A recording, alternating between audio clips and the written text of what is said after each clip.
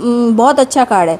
मतलब queen of pentacles क्या है, जो कि एक ऐसी लेडी है जो सब कुछ हैंडल करती है, सब कुछ हैंडल करती है। मतलब वो बोला जाए तो एक माँ की तरह होती है, यानी कि माँ का सम्मान करो, सबसे पहले माता पिता का सम्मान करो तो हमारी हर तरह की परेशानियाँ ऑलमोस्ट ख़त्म हो जाएगी।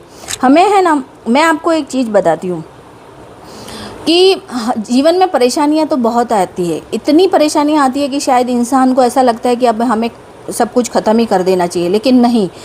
अपने जीवन को एक अद्भुत तरीके से जीने के लिए हमें यहाँ भेजा गया, कुछ ना कुछ करने के लिए भेजा गया। अगर आपको ऐसे ही सब कुछ हासिल हो जाएगा तो कैसे क्या होगा? सब कुछ बैठे बिठाए तो नहीं मिल सकता ना, तो हमें मेहनत करनी पड़ती है।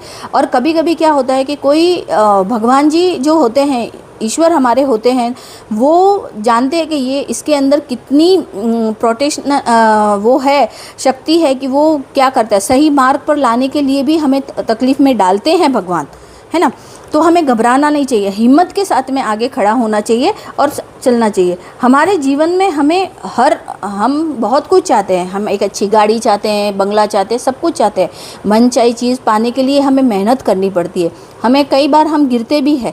आपने एक चींटी की कहानी तो सुनी ही होगी ना, कि जब चींटी एक गेहूं का दाना या चावल का दाना लेके वो ऊपर से नीचे से ऊपर जा रही होती है, वो 10 बार गिरती है लेकिन वो हार नहीं मानती है। क्यों नहीं मानती है वो हार?